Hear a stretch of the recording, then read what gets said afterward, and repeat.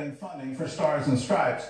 It's been the newspaper of record for the U.S. military for more than a century, and people have died delivering this paper to the troops. Well, now a filmmaker hopes his documentary on Stars and Stripes will become a call to action. Eric Phillips explains. When Stephen Barber first came up with the idea for his film, The World's Most Dangerous Paper Route, he believed it would be wildly popular, especially among service members worldwide. He did not expect it to play a role in keeping the newspaper's presses printing. This is their hometown paper away from home.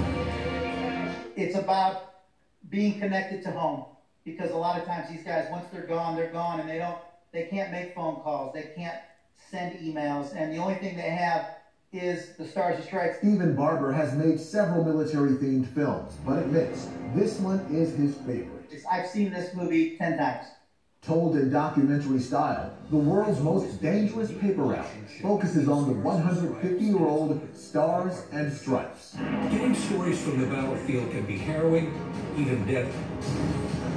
A lot of journalists have been killed in these wars. Something former reporter Linda Rausch knows all too well.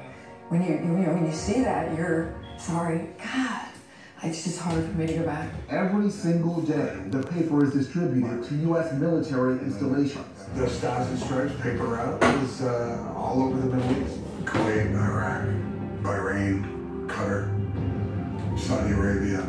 Hence the title of the film, suggested to Barber by one of the paper's reporters. And he just looked at me and he said, "I got the great title, Mike. We'll call it The World's Most Dangerous Paper Route." I was like, oh my God. I mean, I'd love to tell you that I came up with the title, but I didn't. And that was what really blew my mind. Was it's not very often you get a title that draws you in immediately. Little did Barber know that during production, the Defense Department would plan to stop publishing the paper, moving its $15 million budget to other areas. A group of bipartisan lawmakers lobbied to stop it, however, including Senator Lindsey Graham. But when I went to Germany, it was a big deal when the paper came. When you're in Iraq and Afghanistan, it was a really huge deal.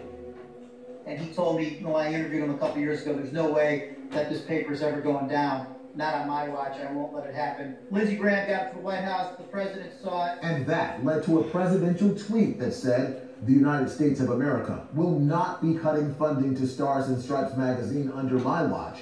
It will continue to be a wonderful source of information to our great military." The Pentagon rescinded its order to stop the presses. You know, because anybody who would watch the film, there's no way they'd shut this newspaper down. People have died delivering this paper to the troops.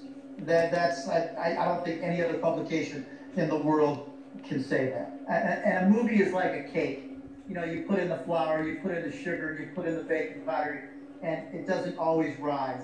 But in this particular case, this film rose to the occasion. Though the paper is still being published for now, the question over its funding remains.